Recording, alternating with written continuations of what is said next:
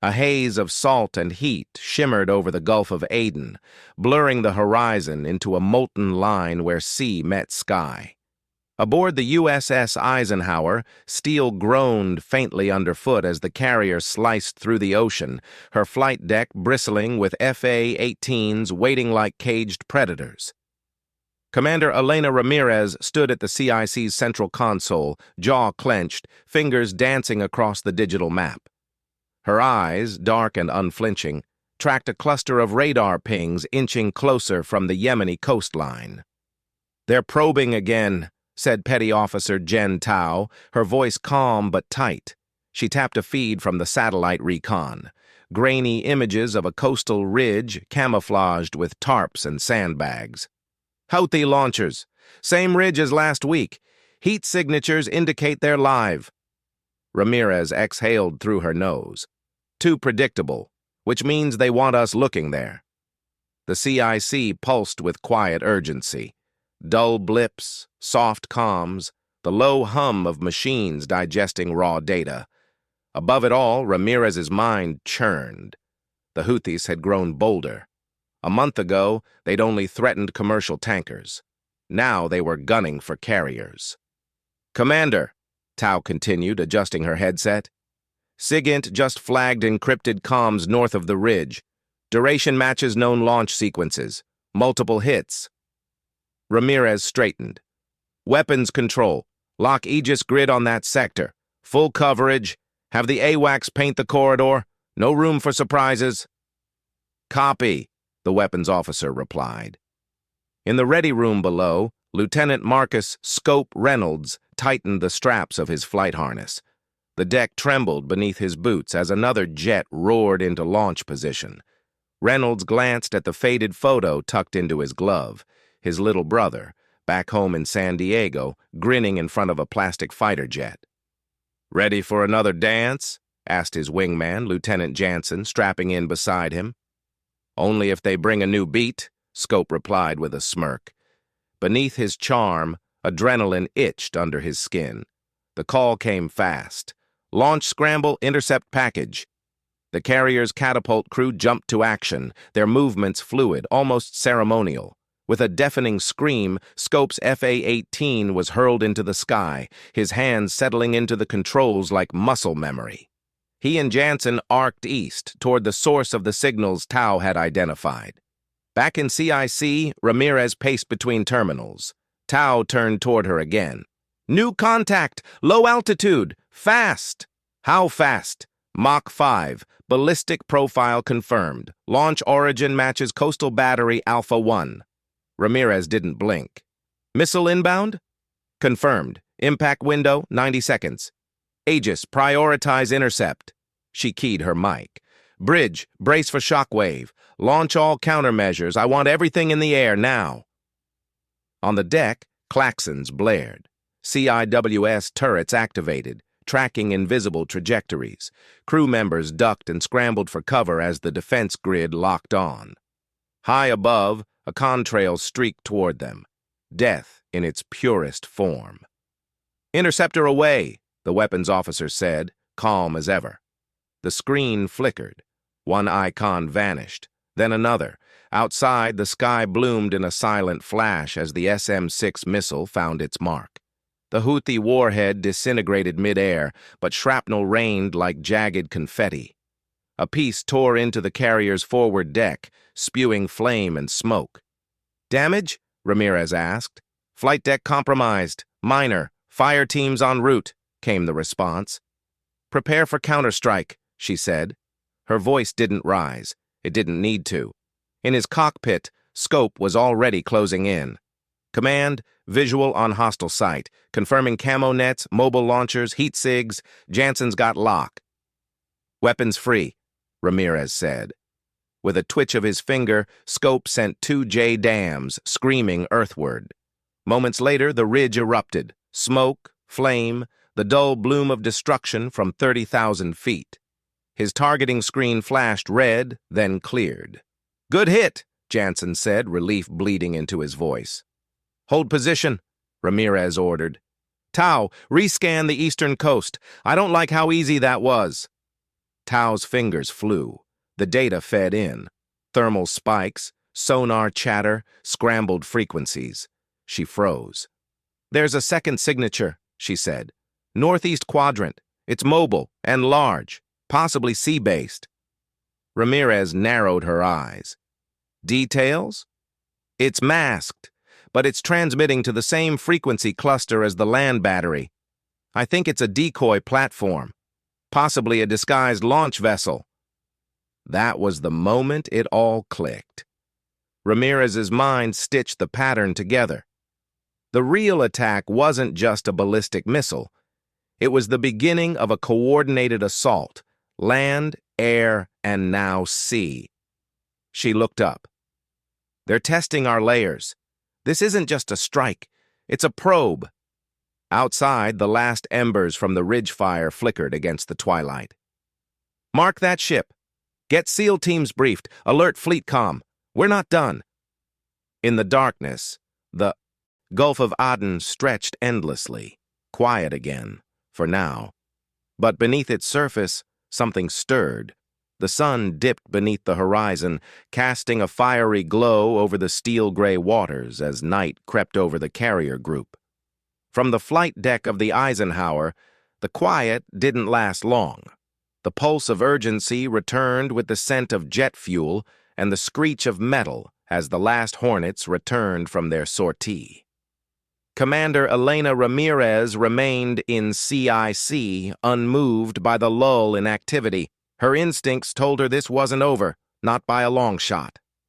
Down below, Lieutenant Scope Reynolds tugged off his helmet, sweat-soaked and breathing hard, yet his eyes stayed sharp. The strike on the ridge had gone well, too well. His HUD had never encountered jamming that slick from a backwater insurgent group. He'd fought pirates, militants, even rogue privateers. But this was different. The Houthis didn't just fire and run anymore. They were organized, coordinated, funded.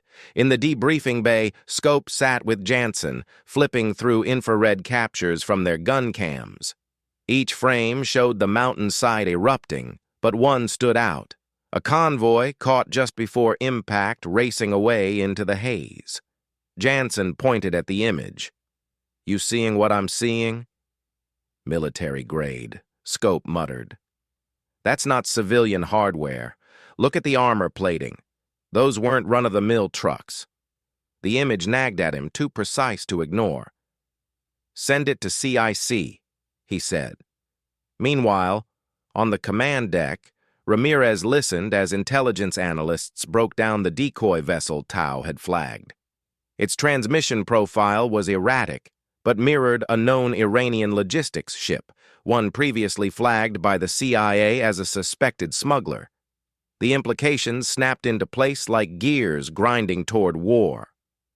"This isn't about the Houthis," Ramirez said finally. "They're being used as the visible threat. The real players are deeper in the chain." Rear Admiral Holt appeared beside her, voice grave. "Langley confirms your assessment. The ship's ID is a ghost, scuttled 5 years ago off the Strait of Hormuz. Whoever's operating it is doing so with high-level backing." Ramirez's lips tightened. That launch wasn't a one-off. They're testing responses, measuring engagement delay, reaction timing, counter-strike thresholds. "Like a war game," Holt agreed, "but with real blood." The Admiral leaned closer.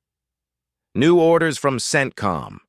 You're authorized for a surgical hit if that ship enters international threat proximity. No engagement unless provoked, but—" "Understood," Ramirez cut in. "We won't wait to be blindsided again." As night deepened, Scope found himself staring at the ocean from the hangar bay, the distant churn of the eye, propellers humming like a heartbeat. Jansen joined him, silent at first. "You think we're already at war?" he asked finally. Scope didn't answer right away.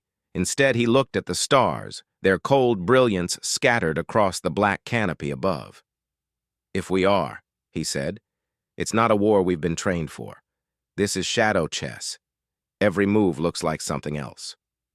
Suddenly, the general quarters alarm blared. Both men sprinted toward the ready room as Ramirez's voice echoed through the intercom. CIC to all stations. Unidentified contact breaching outer sonar net. Possible underwater drone. All crews on alert. Back in the operations center, Tao's hands flew over her console. Submersible UAV, small signature, low noise, origin point, 15 clicks from the ghost vessel. Which confirms link, Ramirez said. What's it carrying? Unknown. No weapons visible, but could be recon or mapping. The Admiral gave a terse nod. We intercept it, quietly. If they want us to react, we don't. We control the escalation. Within minutes, a Seahawk helicopter lifted off the carrier deck, blades slicing the humid air. Below, it deployed a swimmer delivery vehicle, sending a small SEAL team into the inky waters.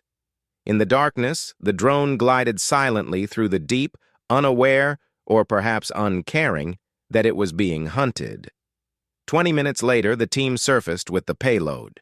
Inside CIC, Ramirez and Holt examined the find. Sleek, black, and pulsing with encrypted tech, the underwater drone was far more advanced than anything Houthi engineers could build.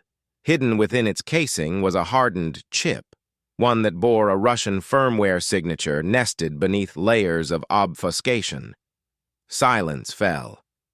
We're past proxy now, Holt said. Ramirez nodded. They're daring us to draw lines, to miscalculate, but we won't. The Admiral straightened. Get ready. If that ghost ship makes a move, you hit it before it becomes a question. The tension across the carrier was electric, everyone poised in quiet readiness. The chessboard was set. No one blinked. Not yet. The ghost ship reappeared on radar just before dawn, silent, deliberate, slicing through international waters like it belonged there. It hadn't responded to hails, hadn't altered course, hadn't deviated since midnight. Commander Elena Ramirez watched the blip glide across the CIC screen, her jaw tight. The unspoken question in the room was clear. Is this it? Beside her, Tao zoomed in on a thermal satellite relay.